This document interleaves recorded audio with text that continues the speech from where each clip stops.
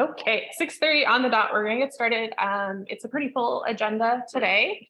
Hi, I'm Danielle. I'm the president of the Eastwood Civic Association. Thanks for joining. I'm going to start with a rundown of our agenda today. So we'll do introductions and welcomes really briefly. Then our first speaker is the Center for Pursuit, who also has some material out front for you to pick up as you leave, or if you picked it up as you came in. Then Gloria is going to talk to us from Barrio Dogs. And then I'm going to run through a really high-level train committee update about two really time-sensitive pieces that are going on there. One is good news, and one is maybe a call for action from our community members. And then at the end of the night, we'll have a chance for elected officials, candidates, holders of city office to speak at your 1 or 2 minute increments. So that's at the bottom of our agenda today, just because of scheduling. So let me start briefly with, is there any new residents in the room who've never been to an ECA meeting before? Okay. Hello, welcome. You don't have to, but would you like to stand up and just say your name and introduce yourself? My name is Judith Cruz. It's our first actual meeting, but we lived in Eastwood over 30. Well, welcome to our meeting and thank you for coming out. We hope that we'll see you at more and you'll continue to stay engaged with us. Really appreciate it. Anyone else? Okay. A couple of highlightable things before we get in. We have a change on our board. Nathan, who was on the board for, I did the math earlier, over 7 years, has stepped down from his vice presidency, and the remaining board members elected Clay as our vice president. Clay, can you raise your hand? So thank you very much to Nathan for all the hard work over the years. Nathan was and will continue to be, in some ways, our resident geographer, really good with maps and helping us make big map blow ups so we can look at some of these infrastructure projects on a manageable scale. So I've really appreciated his leadership and support to me as I stepped into the president role over the last year and a half now. And I'm really looking forward to working with Clay in this piece. But what that does mean is because Clay leaves his directorship and moves into vice presidency, we have a board member opening for a by-election. So per our bylaws today, nominations open and they will run open until August 7th, which is our next general membership meeting, where we'll hold a by-election to fill that seat. If you're interested, you can complete a short form at this tiny URL. It will also be circulated on our social media after today. And if you just want to learn more about what it means to be a director, you can email us at info@eastwoodcivicassociation.org or talk to any of us after the meeting. So that's the key announcement there. So those are the things I needed to do off the top. Kyle, don't worry, there are minutes and treasurer's report and other procedural things at the end. So from the secretary's standpoint. So with that, I would invite our two speakers up for the Center of Pursuit, and they can give us an update on their operations. Thank you. This is recording virtually as well. Okay. So actually, I'm gonna start the video, and you can just, as long as you're sitting there, you'll keep you. Okay. Thank you guys for having us. I'm Tia Smith with the Center for Pursuit. I'm the Director of Admissions and Community Outreach. Hi, my name is Cynthia Flores, and I'm the Director of Social Motion Skills at the Center for Pursuit. So at the Center for Pursuit, we service adults and children. So our age for our children, which is through our social motion program, starts at 4 years old for those with a diagnosis of autism. At the Center for Pursuit, our regular programs are 18 years of age or older with anyone diagnosed with the IDD, intellectual and/or developmental disability, autism, or anything similar. So the great news is we service children and adults. And with that, all of our programs are listed in the folder that's out front for you. We also gave you a little souvenir, which is a sensory keychain, because a lot of times all of us need a little distraction. So it's a pop socket that you can have to take with you. Now, in that folder, when you look at our programs and services, it talks about what we do from beginning to end. So with our programs, we have our day programs and services. where we have our Adult Activity Center and Memory Care, which is from 7:30 a.m. to 4:30 p.m., along with our Pursuit Learning Academy. So all of these programs are inclusive of, if you need total care, employment assistance, we have an awesome tech lab that they can take advantage of, and employment services. We are a TWC, Texas Workforce Certified Vendor as well. So with our programs, we do take different types of insurance. And with some of our programs, we also have scholarships available. So the insurance would be HCS, if they're in that program, the Home Community-Based Program, United Healthcare, Class, and Texas Home Living. If they are needing to, if they don't have any benefits and they're looking for some type of benefits, we can also work to help them identify resources that'll be available to them as well. But our social motion, we have just after school programs, summer programs, and Cynthia will share more about that. Yes, and thank you for having us. Thank you for allowing us to be here to speak a little bit more about our program. So I'm the director of Social Motion Skills. Social Motion Skills has programs throughout the city. We're in Katy, Cypress, Spring Branch, Sharpstown. We're opening this week in Missouri City, but we opened in the East End in January, so that was exciting. We have Social Motion Skills right in our backyard. And one of the things that I need your help with is just how to promote it. You know, so if you know someone who has a youngster from 4 years old to 18 years of age, we have opportunities for them here. And what we do is after school programs for individuals with autism or similar special needs. They come once a week right here on our beautiful campus on Tuesdays from 4:30 to 7:30. We have 2 sessions, but we're hoping to grow with the help of the community. And we do charge for our classes, but we do have scholarship money.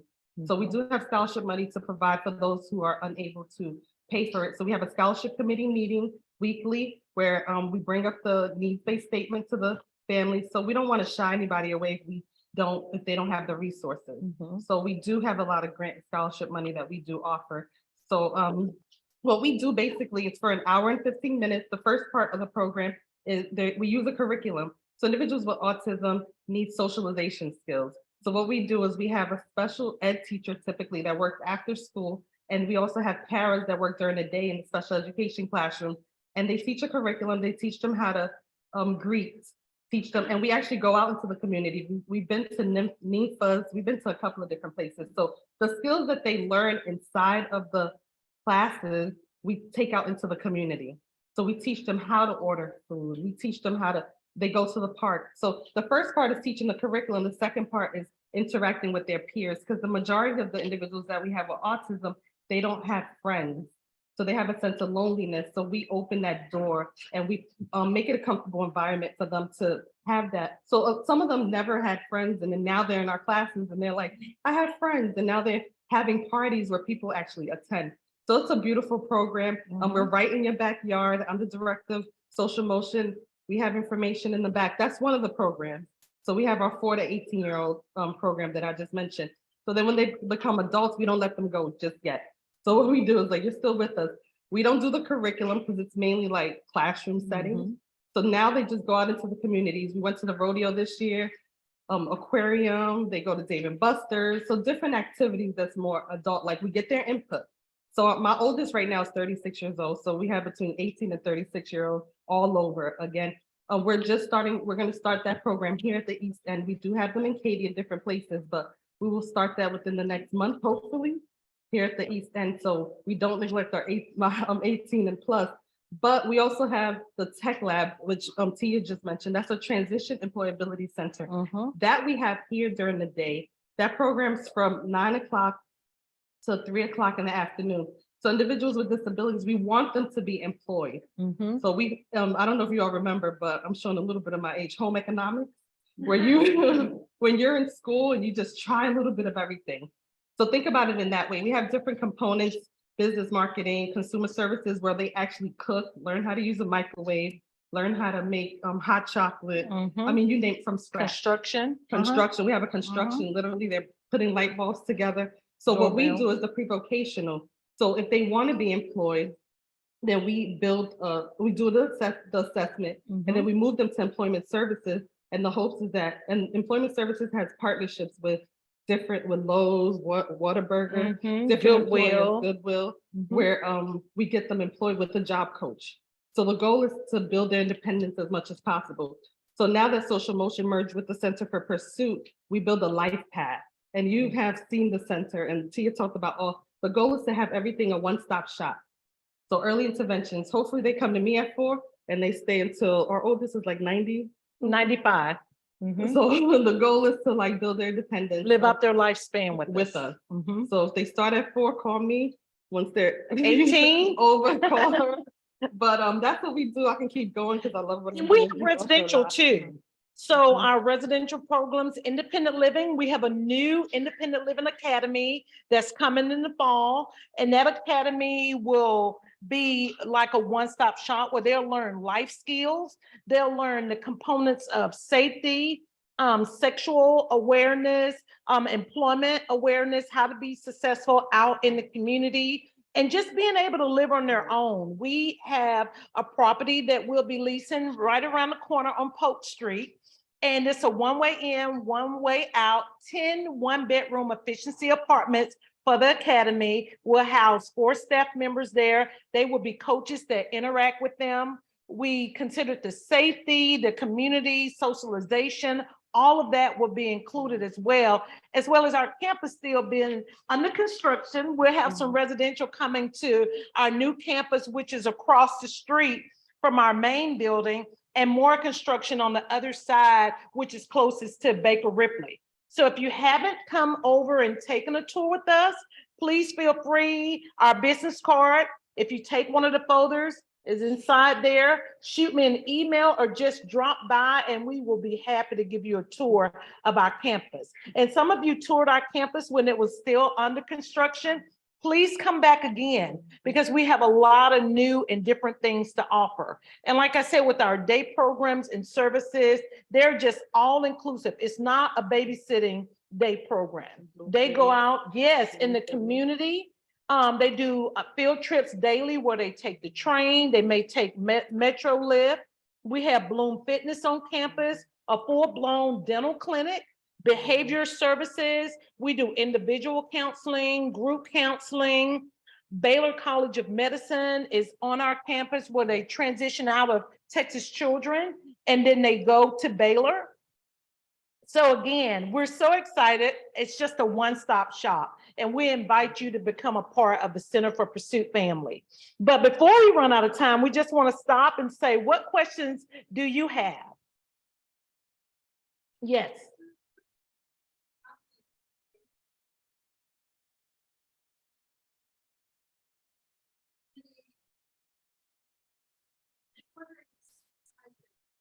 So we don't have a waiting list, which is the good news. Our capacity could be up to 500. Right now, we run about 143 with all of our programs inclusive.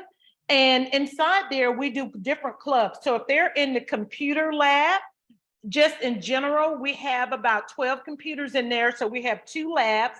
Then in our tech lab, it depends on whatever program they choose, but the size you can hold up to how many at one time? About 6. About Yeah. 6, Yeah. but it's rotate. So throughout the day, we can rotate every hour, every 2 hours, just to make sure they're all able to take advantage of all the services that are available. Or if they decide to go into the community, we have a calendar that we post and they can pick and choose what they would like to do because we promote their choice, their growth, their independence, and we're person-centered. So it's not a one-stop shop. What works for me may not work for Cynthia. So we make sure we do it based on what choices they choose and what they would like to do. We don't pick for them. And with Social Motion, we have 250 Yes. throughout Houston. Mm-hmm. And then in that tech lab, in the tech lab here at the East End, we have about 20 individuals that come through our tech lab weekly. And Social Motion by itself throughout Houston has about 250 and growing and growing and growing. Yes. And you had a question?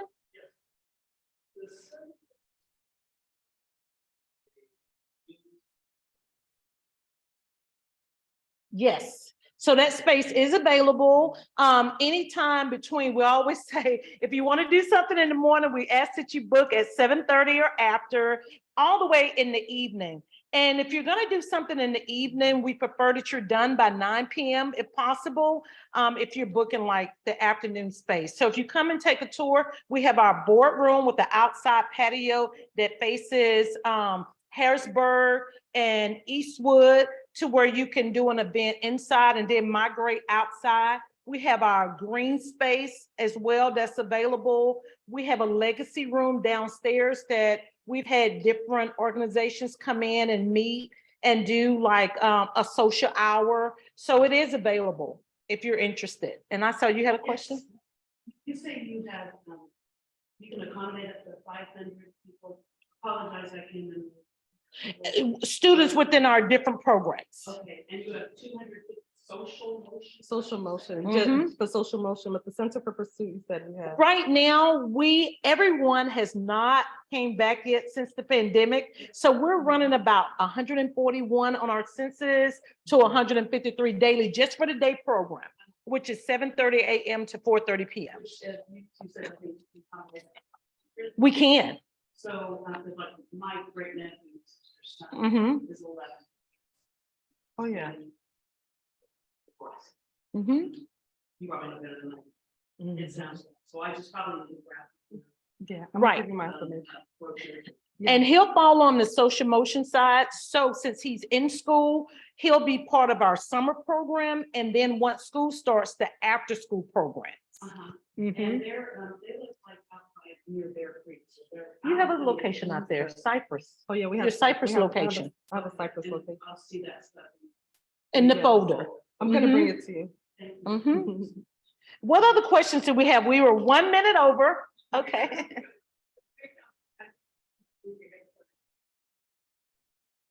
You know what? That's a very good question, because they searched and searched.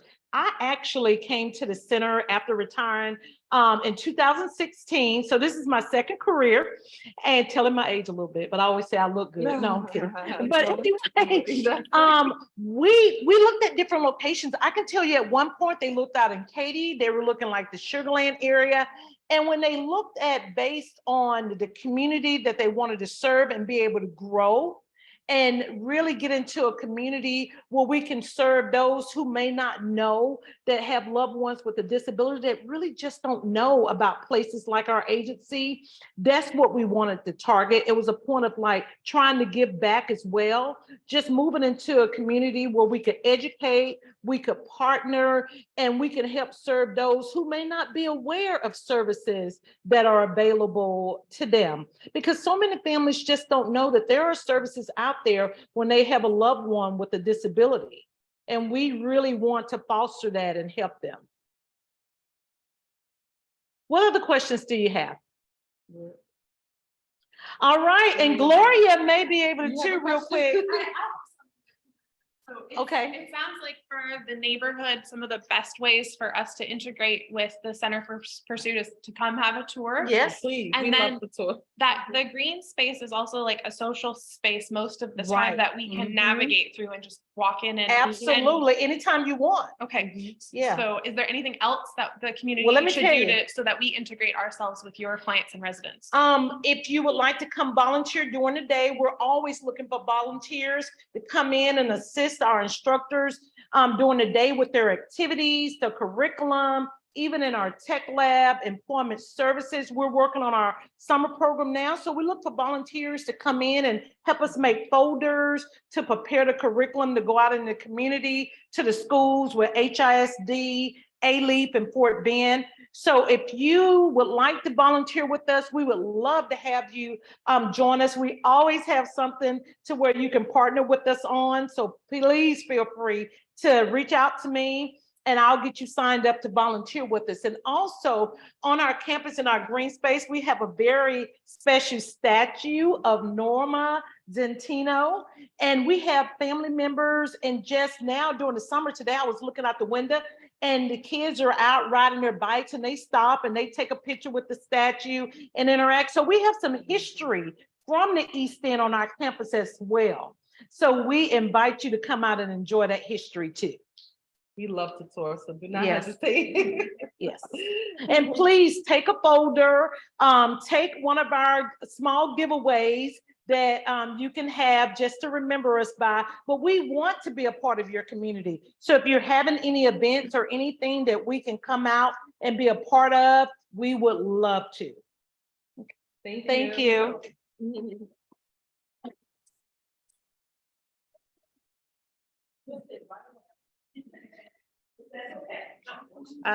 My apologies to the folks on Zoom. There was not a presentation for the Center for Pursuit, but I did not share my screen earlier. But we are sharing now. So let me minimize this. I had the pleasure of touring the center, oh my gosh, a year and a half ago now, maybe. I highly encourage you, if you have not been, to go. There's just beautiful features in the building, and it's grown since then. So if you are interested in doing a tour but might want to do it as a group, I'm going to tell Paulette, if you could raise your hand, just let Paulette know, and she can maybe write down your name, or Paulette and Fulani, and we would happily organize like a group tour or go independently as well. But if you want to come with some neighbors, we had a really enjoyable time last time. With that, I'm going to move on and invite Gloria up from Barrio Dogs to give us another presentation.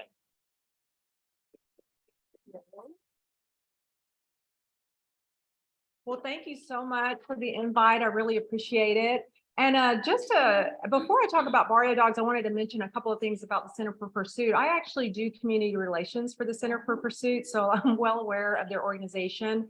And when I met Charles, the CEO, he told me that they were coming from the West Side, a beautiful campus there too, but it was, and also a lot of volunteers and engagement, but they were kind of hidden and there wasn't a very inviting. And their goal for this community was to be more open to the neighborhood, more inclusiveness. And as Tia mentioned, they're wanting to bring in more art and maybe more social events there on the campus. There's going to be a coffee shop and a restaurant coming soon. So it's going to be a very inviting campus. And as Lynn, you were asking about that, and that's why they chose this community. They really wanted to come somewhere where it was more diverse and create inclusivity of the neighborhood. So for Barrio Dogs, we've been here before, but it's been a while. And I have to get a shout out to Paulette, longtime volunteer with our school programs, Lynn Rodriguez, who's been on our board for a long, long time. We've been really invested in the community for a long time. So I'm the founder. The organization is getting ready to be almost 14 years old. On a personal note, I was born and raised in this community. My family goes back nearly 100 years in Second Ward. So I've been here a long time. My family's been here a long time. So I really care about the neighborhood. When I had been gone for a while, I'd moved back to the neighborhood. It was probably over 15 years ago. And I was horrified with the amount of stray dogs, dogs on chains, pregnant mamas. And I would drive over to my really great job in the Galleria at that time, and I'd see a totally different life over there, only 10 or 15 minutes away. And I would come home and see these tragedies over and over again. I mean, dead animals in the streets. I mean, it was just really bad. And I was wondering, why isn't anybody doing anything about this? There were a lot of great rescue groups, which I got involved with them, some of them doing noble work. But to me, in my opinion, I didn't feel like that was creating solutions. And that is how Barrio Dogs was born. We focus on education and community outreach. We're in schools, primarily in the East End.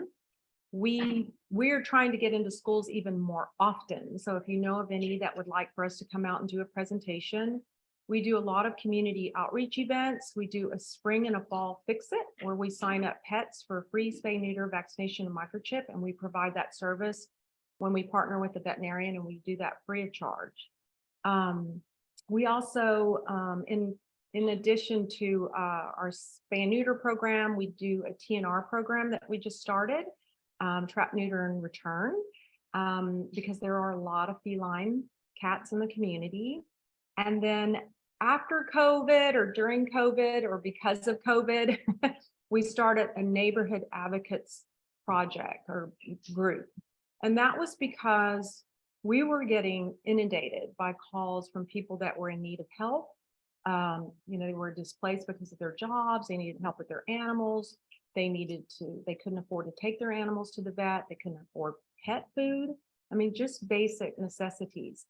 And another thing we were learning is that people just didn't even know the basic things like the difference between our city shelter BART, SPCA. I mean, they just didn't know a lot. So we started this neighborhood advocates group where we're trying to empower residents to learn more, to speak in front of council members or call them, contact them, tell them about their community and their issues.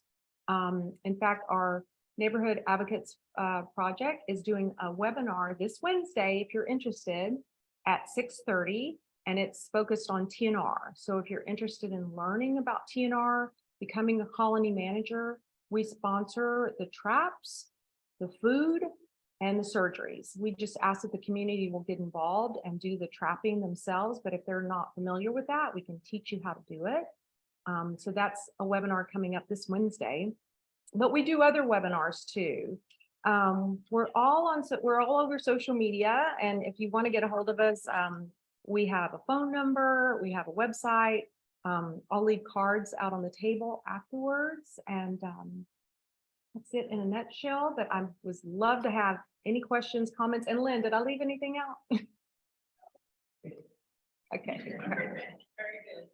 I think one question that way after we help take in animals.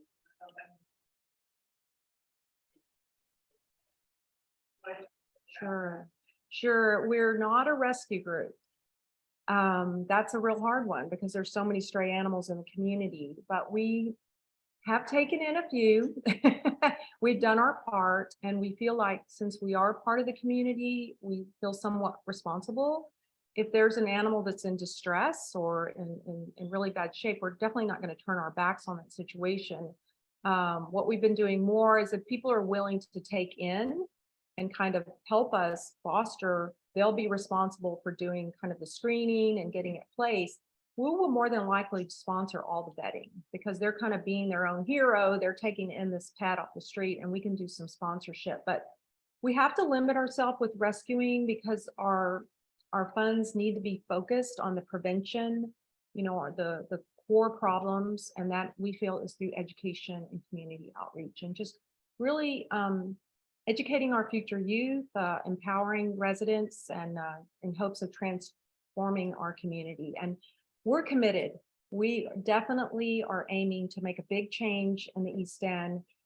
We plan to do a lot more schools and events. So if you're interested in getting involved, please let me know. We're always looking for volunteers. And of course, we're always in need of donations. But we hope you follow us, and I'll leave these cards in the back. But any questions? Okay, Paul. I'm pretty sure the rest of this, but haven't you been? Yes. Changed, Yes. So definitely we partner with Texas Humane Legislation Network, who is responsible for passing the bills on the state level. But we're also really active in getting elected officials to strengthening our current ordinances and enforcing new ones. And I have to give a shout out to Councilmember Sally Alcorn. She okay, but she was definitely instrumental in helping us pass 4 ordinances last. It's been 2 years now, right? Yeah, it was January. Yes. She has been amazing. And if you see her, please thank her because she's not done yet. I mean, she really wants to help us strengthen the ordinances even more because that's what's going to help us as well. So, anything else? So you say that, like, for example, so I know it's Barrio Dogs, but then you said. Yeah. So, as you know, I'm sure. Yes. Around here. And I recently started acquiring a cat that's real super friendly. She's been TNR's for years, but just reaching out to her next door, located the family, another family. And so, but I wonder, I would even hesitate to ask this, even though you also need money. But what kind of help would you be able to point us at? Veterinary services for animals that we are, they're community cats, for example, and we're taking care of them, we're feeding them. And this one cat will take love, so that kind of thing. But if we need to get, if we want to keep up on vaccinations. I had one cat, TNR, like 3 years ago, right? And I gave him his vaccinations at the time, but then after that, then put out of vaccination. Which like the first time I did was calling him there. Then he forgot, and now he's coming around again. But how can we get keep these animals like vaccinations? So is this a feral or a domesticated? One's a feral, and one's seems like it was abandoned. Okay. So one is abandoned. One I can go out there and pet her and pick her up. Okay, one, I highly encourage if you're able to attend our webinar Wednesday evening, it's virtual. And then we will, if anybody is interested in keeping an animal and cannot afford, the expensive vet care, if you're willing to keep, we will sponsor the vetting. So just reach out to us. I mean, we're fortunate in the East End that we have some affordable clinics. We have Emancipet, Houston, and I do have to give shout out to Councilmember Robert Gallegos. Joaquin Martinez with his staff is here. He was instrumental in helping us get Emancipet here. And they not only have one clinic, but they have 2 clinics. And so it's affordable vet care. If you've not heard of them, they're on Wayside, and also there's one on Monroe. So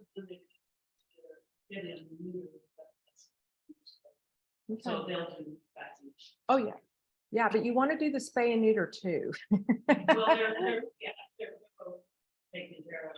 The one I had, and the other one just recently was TN. But okay. Sure. I was just gonna say, I have the Eastwood girl. And I've had Eastwood before. Right now, my house is. But anytime there's a crisis, I can help people. And I do have animals. Well, good for you. I'm sorry, you're called what again? It's Eastwood, girl that college. Okay. And if you have a girl that needs to be spayed or neutered, I can work with you. And Mark does not charge feral cat. Yes. For their spay and neuter program. Yes, we do know that. Although we do know it's a little bit hard to get in there finally, but we encourage people that BARC does have a colony manager program. You can become one and you can get some free vouchers. Yeah. Thank you. Anyone else? Okay, thank you so much. Thank you appreciate the time. Sure.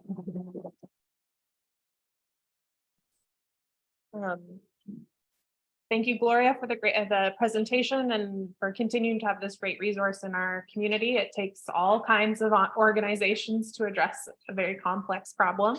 My 3rd dog, which was a foster but has become a foster fail, was vet cost supported after 6 residents in Eastwood helped get her off of Walker Street a year and a half ago. So I have a special place in my heart for Barrio Dogs and the support they provided to get Carrie off of the street, which was was an interesting experience.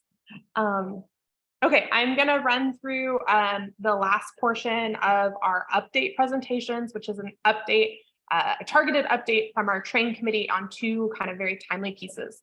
The first is an announcement that came out today that the Federal Railroad Administration has awarded the city of Houston nearly $37 million for grade separation at York, Sampson, and Commerce Navigation. This is called the Westbelt Improvement Project Phase 2. And the other piece, the piece on the right, is a press conference that happened last month with the mayor, Councilmember Gallegos, East End District leadership, Public Works, and a whole slew of other folks advocating for Congress to look very carefully at the Rail Safety Act of 2023. And I'm going to go over that act and maybe something you can do as residents to see it move through Congress.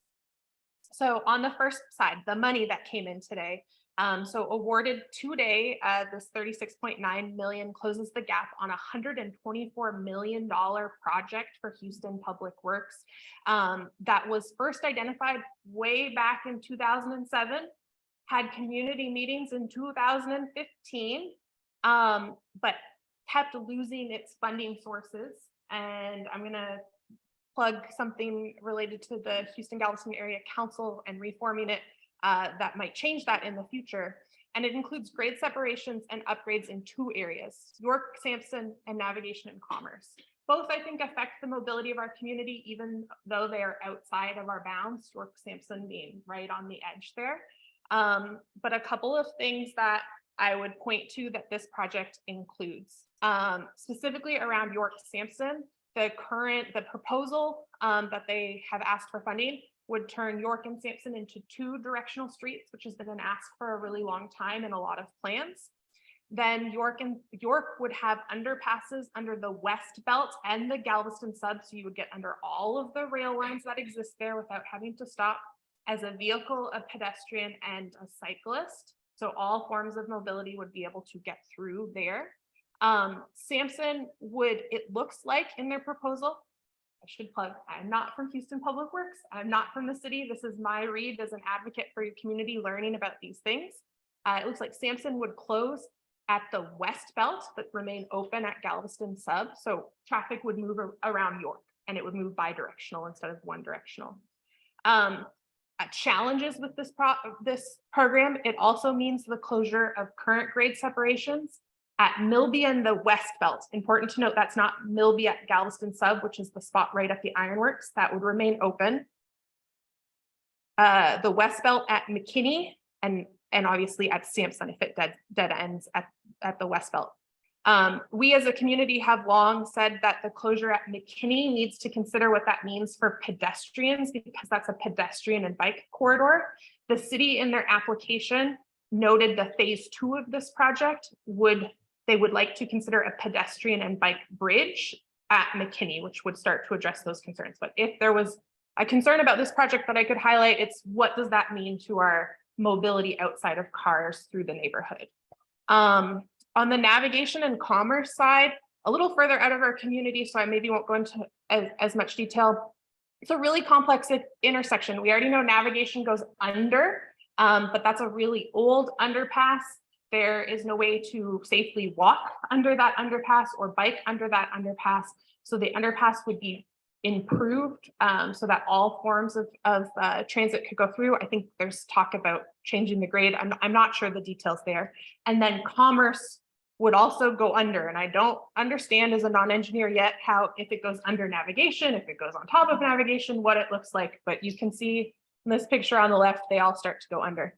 But that would address the problem if you've ever been stopped at Commerce trying to get to Chartreuse or into downtown or onto I-10 there. So those are really big changes to the East End more broadly, not necessarily in our area.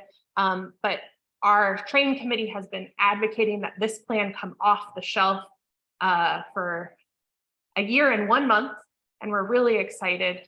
A year and 1 month since we went to City Council and asked them specifically to look at this plan and to apply specifically for this funding. So we're proud of the advocacy that our community has done and is a part of many voices that I think moved this forward. I can quietly on that. One of the other issues that came up with that is the opposed quiet zone that was always in place when they started it. Yeah. And we did it in 2015. Nobody used to start something that meeting, so there wasn't a lot of advocacy for that. So the new town on water got it moved, so it started just after that.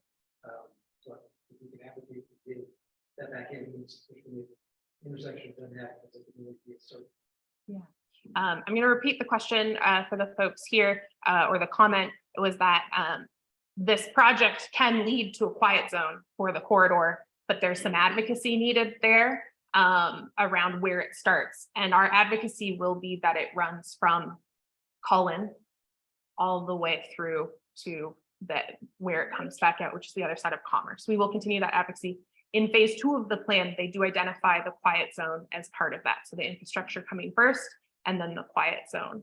Paul. Yeah.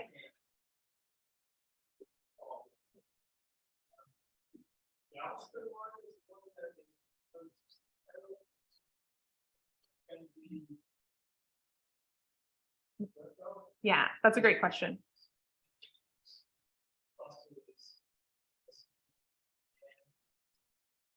Yeah. So that's largely correct. I'll repeat. So the question was, what's the Galveston sub? What's the West Belt? The Galveston subdivision, yeah, I can go back. Oh yeah, the Galveston subdivision, which is here, this project mostly doesn't address except right at York. That is what runs parallel to Harrisburg, and for people, anyone in Eastwood proper, that's one of the big headaches for the community. The West Belt kind of runs on an angle over here. If it started at 45, it goes past 45, but coming in at 45 on an angle towards downtown, it crosses Cullen, Leland, Polk goes under it, Milby, McKinney, York, Sampson, and then it goes over Harrisburg and comes up around Commerce. So you can kind of see that there. So this project is the West Belt Improvement Project. So largely the improvements are on the West Belt, which brings us to why the train committee has continued to advocate for studies on the Galveston sub and the East Belt, because that's our other rail line that don't have studies about what solutions there could be to mobility around stop trains. Does that answer your question, Paul? Yes.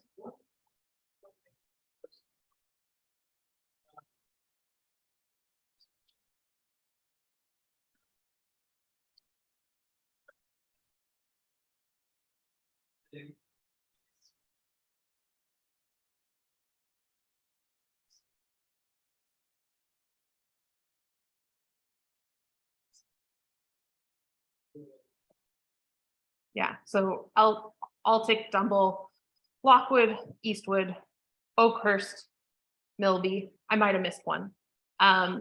Maybe Joaquin can speak to this more. I don't know if he's planning to come up, but our understanding as a train committee is that it is moving incrementally forward, and that the challenge remains that there was some sign off at UP's level to the FRA, and then they were asked to go back to the table on pieces of it. And it's kind of gotten into limbo because of jurisdictional and bureaucratic pieces across agencies at a federal level, at a local level, and at the Union Pacific, or in Galveston sub, it's specifically Union Pacific as the actor on that line.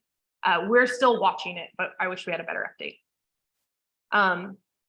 Tina. So there are, looks like 4 places where there are grade separations, 5, if not both those grades separate.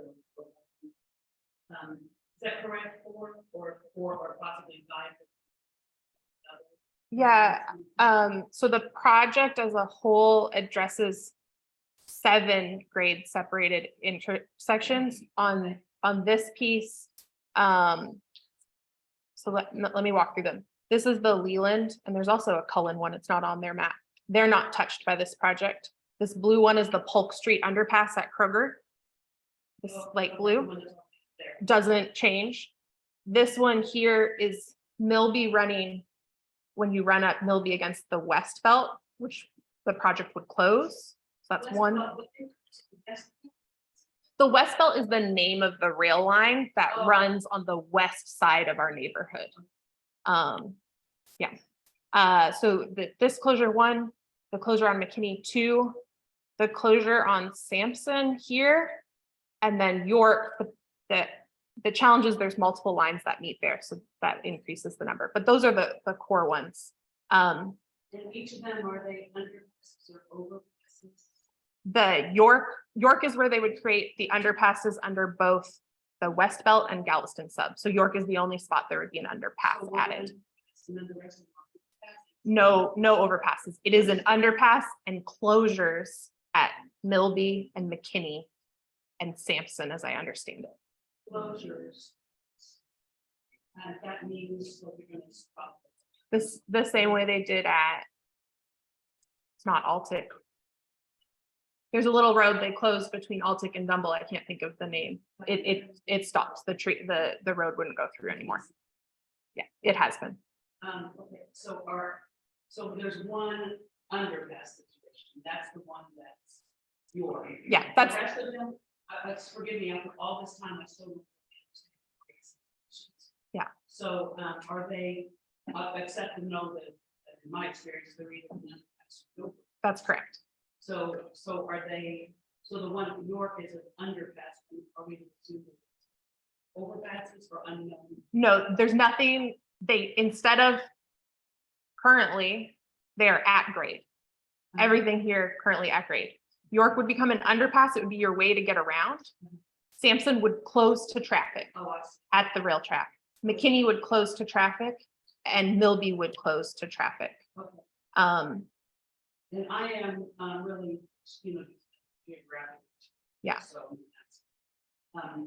the York is the only place that has. Is that going through a residential neighborhood like the one on Lockwood will? no, it's not going through single family homes. There is mixed use residential now, like medium density popping up. And I think there is a new gas station right there, but largely commercial to medium density housing. Yes. For the sake of time, Tina, really happy to go through more questions afterwards.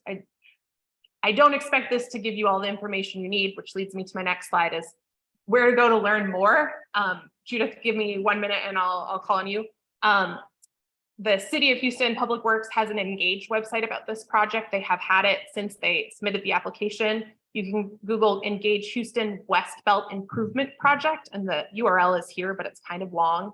And the actual grant application where I'm getting this information from is there. It's like 30 pages, but you can read it and get more details.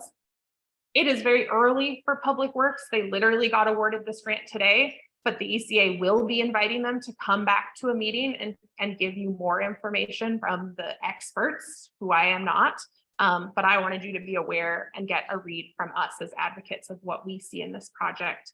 The biggest thing I can say is that it will improve mobility.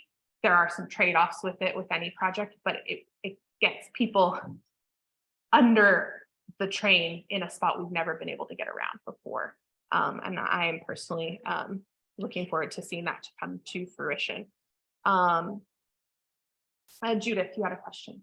Yeah, so given the kind of this plan and this area, is it possible to merge with the rest of the project?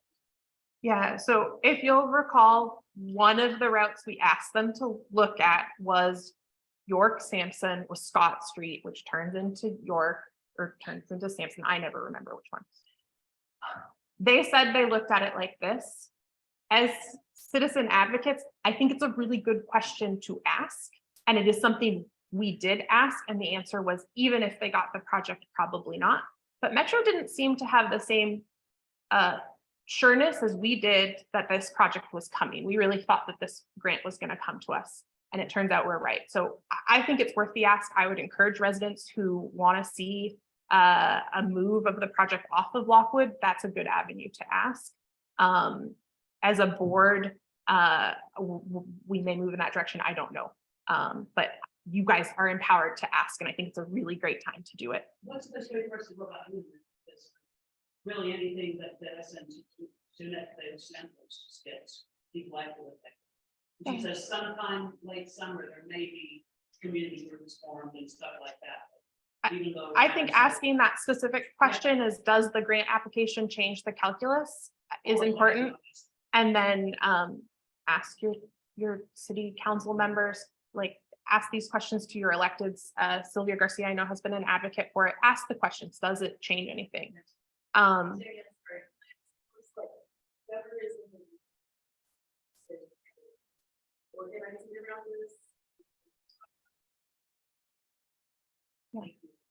Thanks, Judith. And I'm sorry, the folks on the call The question that I've just given a long rambling answer to without saying was, does this change the calculus for where the Metro BRT project runs?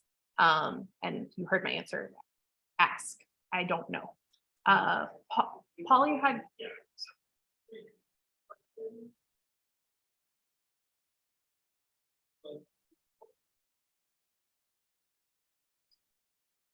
$124 million.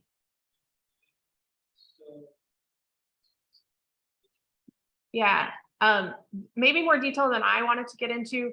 Highest level, the city provided a 20% match to the 39. Yeah, yes, the 8 million, that's what it works out to. Yeah. 37 is 30. Yeah. We had previously been awarded federal funding for this project through TIP. I couldn't tell you what it stands for right now, transportation something. And there was a gap of this 36 million plus the city's $8 million. That is what's been filled, and that's what had been stalling the project. So they filled the funding gap, and now it can move forward. The gap. The funding is there now. This is a project that we would now anticipate moves towards full engineering and construction. They have to break ground by 2025 for the previous funding they had. Okay, I'm gonna move us forward off of that. I know there's gonna be more questions. Go to that Engage website and learn about the project. Second piece is the Rail Safety Act of 2023.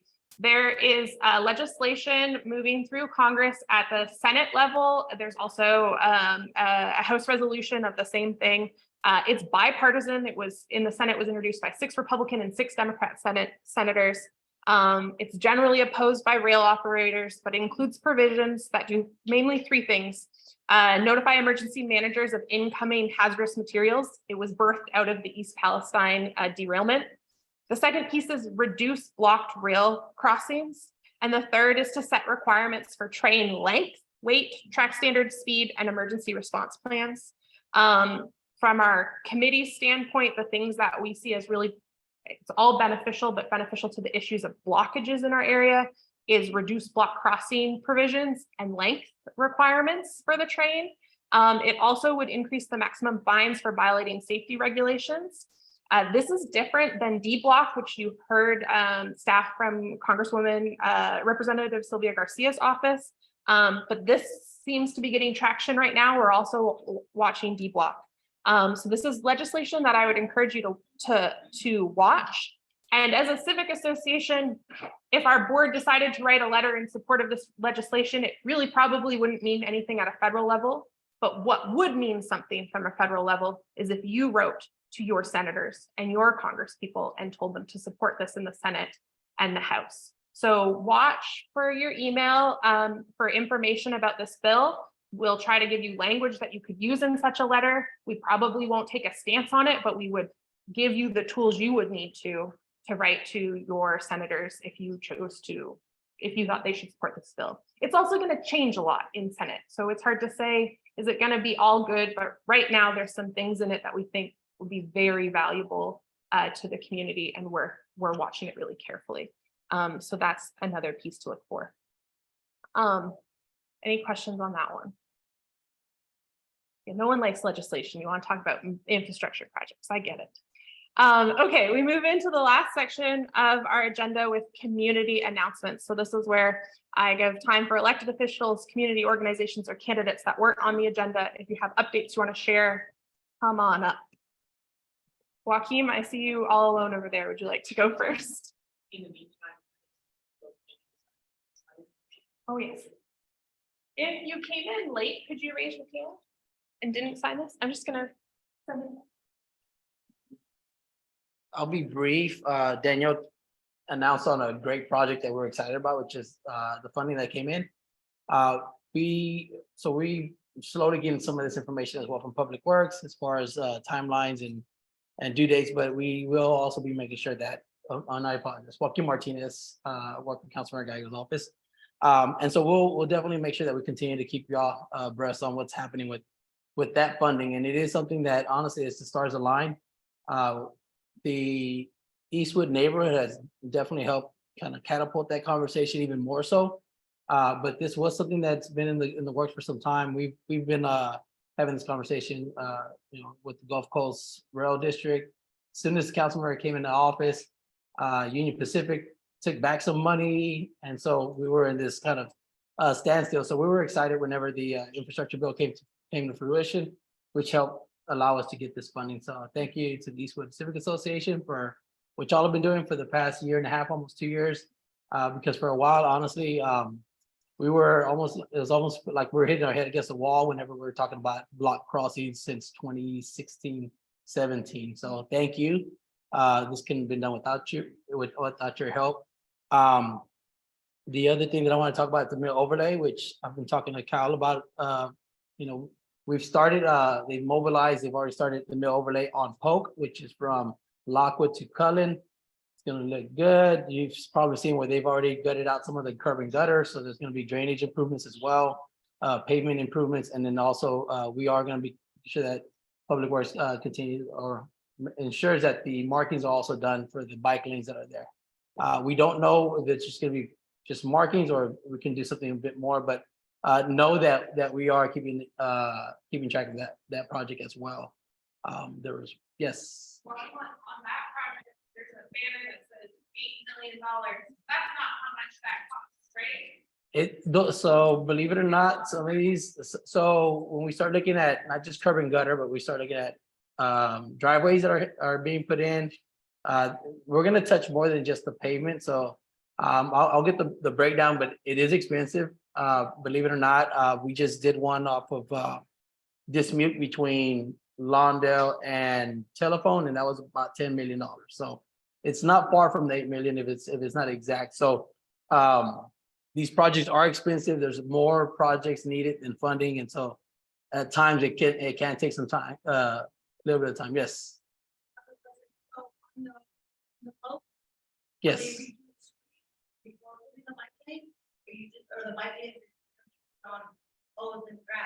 No, so it's a mill overlay. Essentially, what we're doing is the milling part is about a good 2 to 3 inches that they go in and grind the asphalt that's there, which is the bad pavement conditions. If there's any base failures as well, which causes a lot of the cracking and sinking on the street, that'll be addressed as well. So they'll do the milling, and then the overlay is the actual asphalt that we put back on the street. And in addition to that, we are looking at curb and gutter improvements as well. Make it simple, the ones with signs and armadillos and flags. So right now it's markings, which was already there prior to. Yes.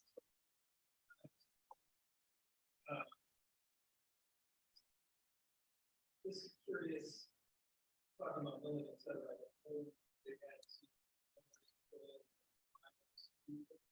Yes.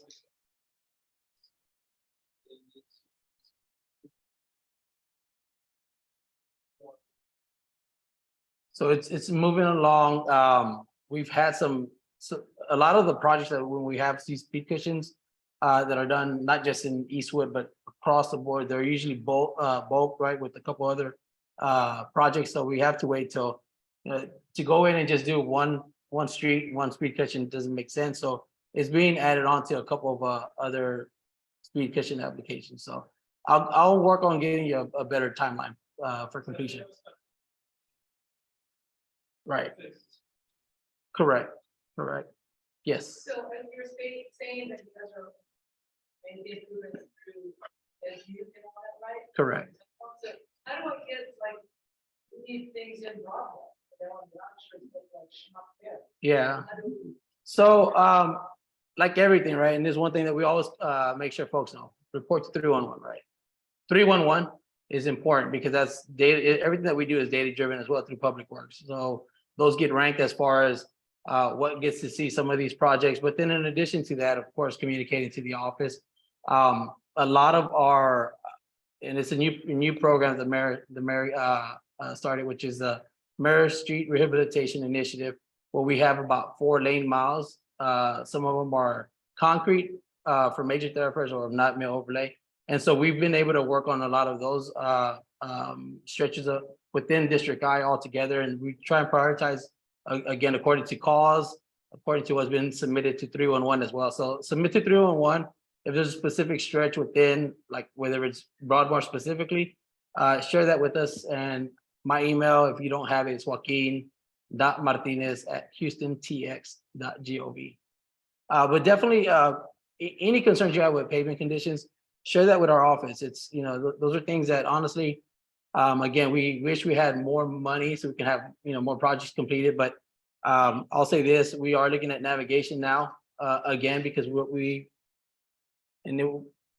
trying to address a little bit of what happened, what's on Lockwood, south of the tracks, which is in District I, and then on navigation. And, you know, we didn't do enough on Lockwood. So we're now focusing on right now on all of navigation, and then looking at Lockwood to make sure that we're doing, you know, pavement conditions as well, which is concrete panel replacements there.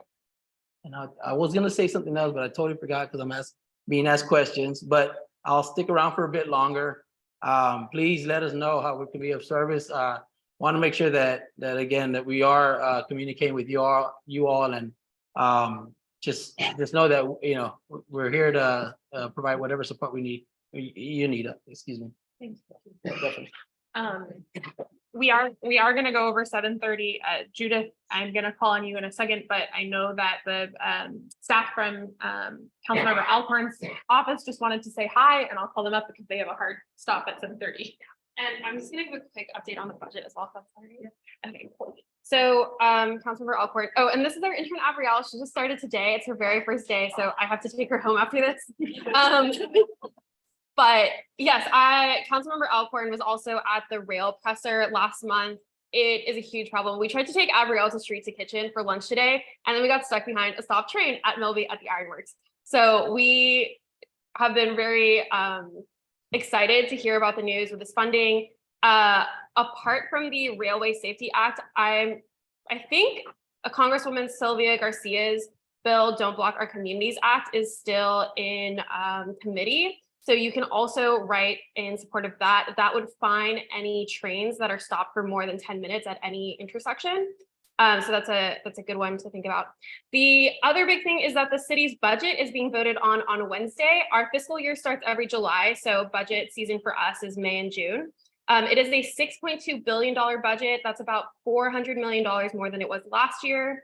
The big parts of it is that we are finally transitioning into something called outcome-based budgeting. This is something that Councilmember Alcorn first started advocating for when she first came into office.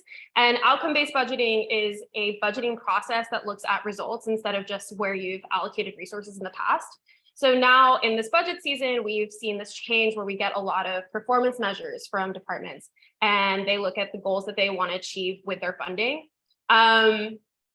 This is big news for us. We're very excited about the new process. We've seen a lot of the performance measures that they've put out. Some are like a little bit lacking. So we've asked if they can beef up those performance measures, make them more like valuable pieces of information about how the department operates. However, because this is their first year doing outcome-based budgeting, we are trying to respect the process. So Councilmember Alcorn has only submitted one budget amendment. We did hear on Friday that the administration supports it, so we're very excited. It is $500,000 for BARC. We asked them what they could do with $500,000, and apparently they have a huge need for vehicles, both with their adoption vehicle and some of the other vehicles that they use to travel around the city and capture stray animals. They are currently cannibalizing some of their other completely broken down vehicles because they just don't know how to keep them running. So with this $500,000, I think it'll cover 4 vehicles, 1 adoption and 3 regular work vehicles. So we are looking forward to getting that passed on Wednesday. Otherwise, we're an at-large office, so we cover the whole city of Houston. We try to support your district council member as much as we can. And if you have any other city issues, please feel free to ask. Nope. Okay, thank you so much. Sorry to run out of here, but we will see y'all again soon. Thanks, Julia. Judith, did you want to come up and give an HISD update? Okay, good evening, everyone. Unless you're living under a rock, you probably already know that the Houston Independent School District has been taken over by the Texas Education Agency. I am currently the elected board member. My name is Judah Cruz, and I've been in this seat for almost 4 years. I do see some new faces, but also some familiar faces. There's still a lot of unknowns and of course, uncertainty and worries. I will say the two biggest things that everyone should be paying attention to, whether it's an elected board or this new board of managers, is our budget and our student achievement. So our budget we vote on every June. And most of the budget is pretty much decided at this juncture. We have to adopt it by the end of June, or we go into what would be like a government shutdown. The new board is set to vote on it a little later than we usually do. So it's going to be the third Thursday of the month, and I'm blanking, it might be the 21st or something off the top of my head. I can't remember the date. The biggest change that I've seen the new superintendent propose, and this was through media that I've learned of this, is to stop what we call hold harmless in education. So the state funds our school district and school districts across the state on enrollment, on attendance. And we know that with COVID and so many other factors that attendance has been affected. And so the first year of COVID, the state did what they called hold harmless. And so they have funded us based on our enrollment numbers. The 2 years after that, the district continued to fund our schools also on that same model, even though the state was not funding us the same way. And so the previous superintendent, Millard House, tried to cut that hold harmless funding, and the board said, no, you're not going to do that, not this year. And now the new and so we stopped that at the time, which was like a month ago, and now the new superintendent is saying the same thing. So a little bit of context, we are facing a pretty big structural deficit by the year 2025, close to $200 million.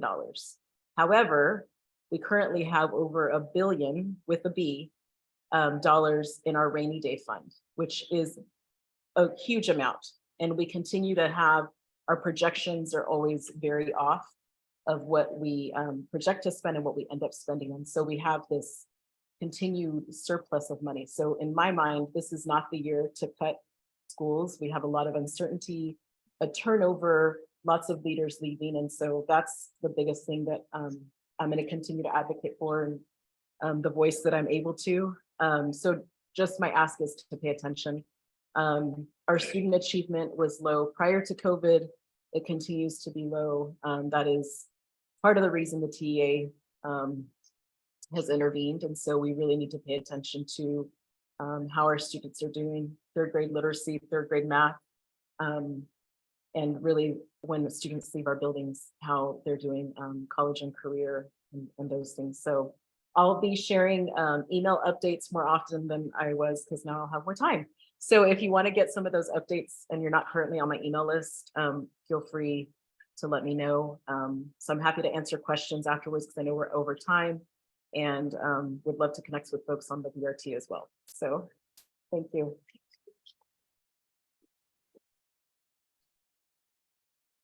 Other updates? Come on up. There's people on the call, so if you don't mind coming up so they can hear you, that really helps. Oh, actually, can you just give me 1 second? I'm gonna unmute. Holly, are you on the call? So I'm here representing Holly. Oh, okay. Holly for Houston. The sound for the folks in the room is not gonna be great. I really apologize.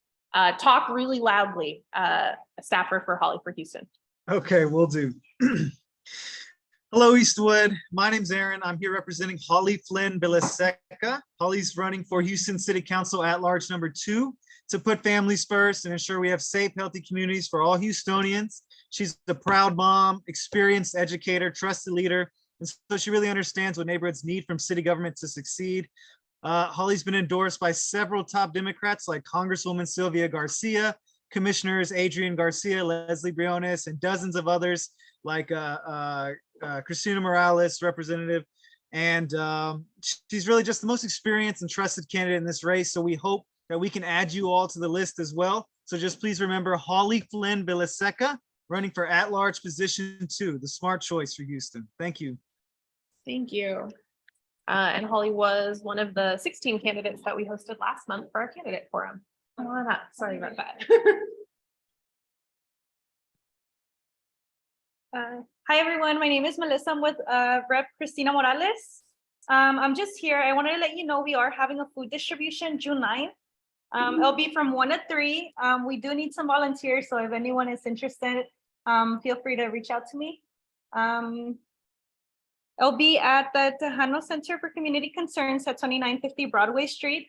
And then as to congratulate high school students, more specifically the valedictorian and salutatorian, Rep. Cristina Morales is hosting a small celebratory breakfast for them on Saturday. So just to show them that we appreciate all their hard work. And it's for all students in all the high schools in the district. That's pretty much it. Thank you. Thank you. Any other updates from elected officials, community organizations? Lindsay, no one else online, you right? Okay. I have 3, I think, but one was covered. The first is, you've heard me say I was going to plug Fair for Houston because of the rail project. Oh, sorry, Joaquin. Since it's also covered.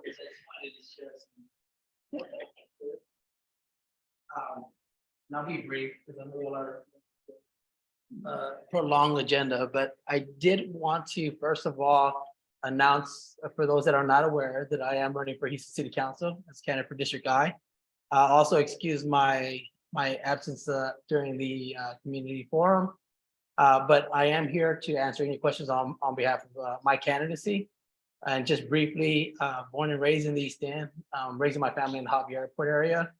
I've been working in the district, not just within city council, but in Baker Ripley for a combined years of about over 20. So I know the neighborhood very well. I've been working with Councilman Gallegos for 10 years. And so I want to make sure that I'm continuing to, work for you all and be at your service as well. And so with that, just, hopefully I can have some great dialogues with individuals in this room. To let you know what my plans are as far as continuing to advocate for rail.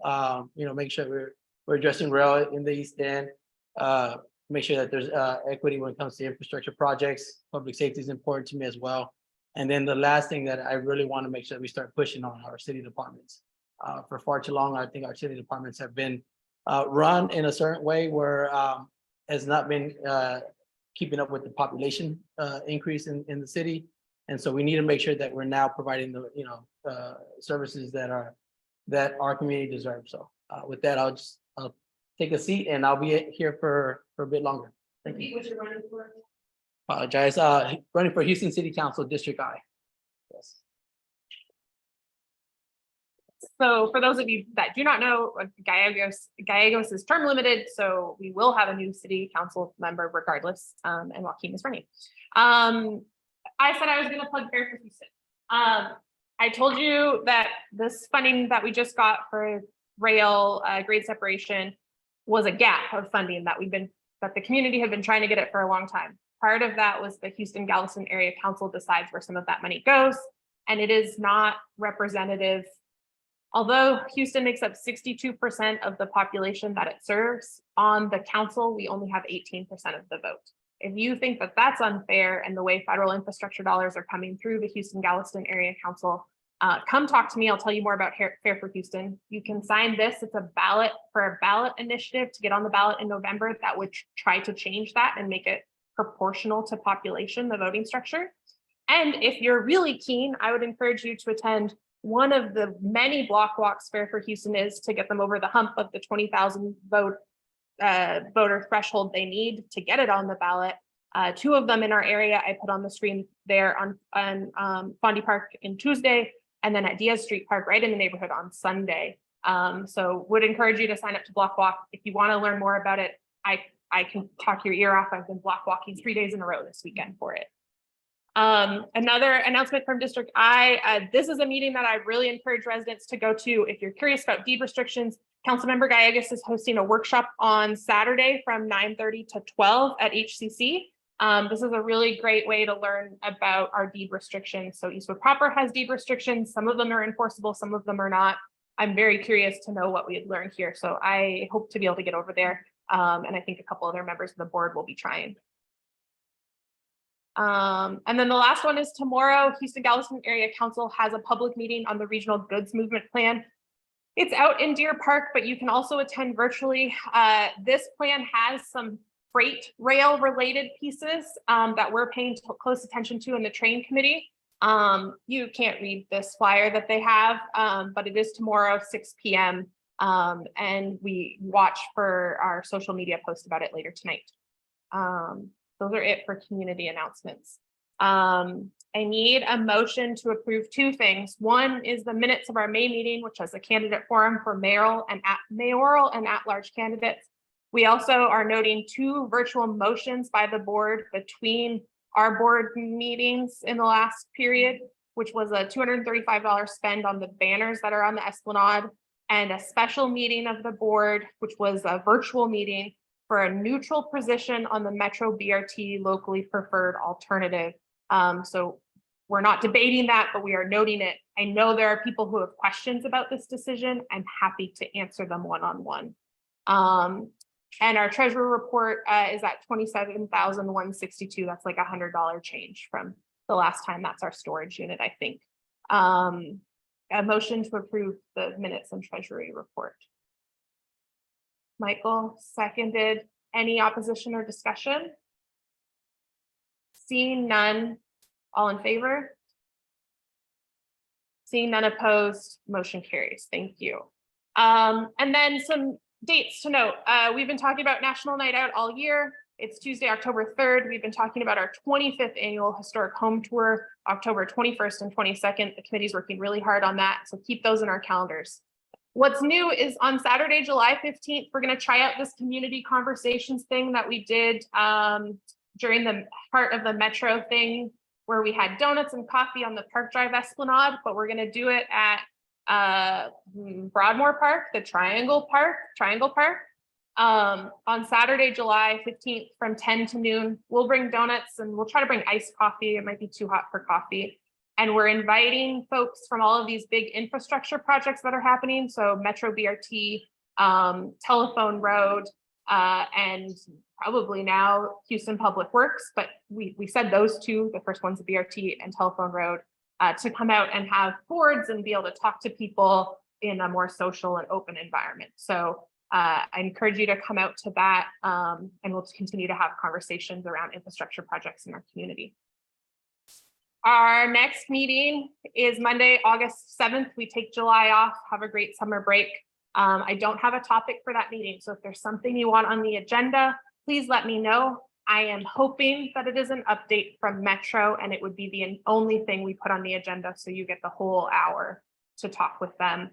But if there's something else you want to hear about, please let us know. These topics are determined by you. Ms. Pruitt asked us to bring in some Bark and Barrio Dogs. We couldn't get Bark in, but we got Barrio Dogs in. I hope that was helpful. So please ask. Okay, thank you. And we are 15 minutes late. Any questions, Paulette?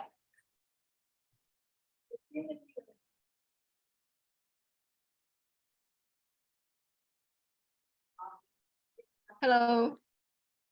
This is Maylin Lin from Harris County Tax Office. Can I have 2 minutes? Sorry. Yes. Okay. I just want to introduce our property tax workshop. I have a slide. I'm going to just, can you please just activate? I can share. I can't actually do that in the way we've set up. I'm really sorry. Oh, okay. Then I will if you email it to us, we can share it on our social media. Okay, I will do that later after the meeting. Okay, and at this point, I just want to introduce the Harris County Tax Office. Now it's offering a free property tax shop. We all know at this point it's the protest season with the HCAT. But in our workshop, we will major cover 3 topics. The first one is how your property tax is calculated. So next time, if you are thinking your property tax is too big, unjustified, you know who to talk to. The second one is the exemption. We will talk about how much the exemption will save you big money, and everybody is supposed to know, as a homeowner, states senator now, they are proposing a bill. Hopefully it can show up in our November ballots, that now they are trying to increase the exemption. So we will see and keep updated with everybody. The third one is the Harris County also offered a payment option and the payment plan that is very flexible. If the homeowner, they do have a problem or difficulty to pay the bill all at once. So for this workshop, we actually can just adjust the length based on your agenda. So I will put the contact number and information in the chat, and that's all I need to talk to everybody today. Thank you. So I'm just going to repeat at the highest level, Harris County property tax workshop available to go over filing a dispute for your property taxes to get them lowered. Watch for a amendment on the ballot for a reduction in property taxes coming from the state. And there was one more, but if you send us an information, we'll go there. We've kind of broken in the room, so I've got to cut off the meeting now. So with that, everyone who's still in the room, I'm going to motion to adjourn. Thank you for coming out and spending an additional 20 minutes with us. Stick around to chat about, see Judith if you want to talk about BRT, see Paulette about a tour, and see me if you want to talk about Fair for Houston. Thanks, everyone. Have a great night.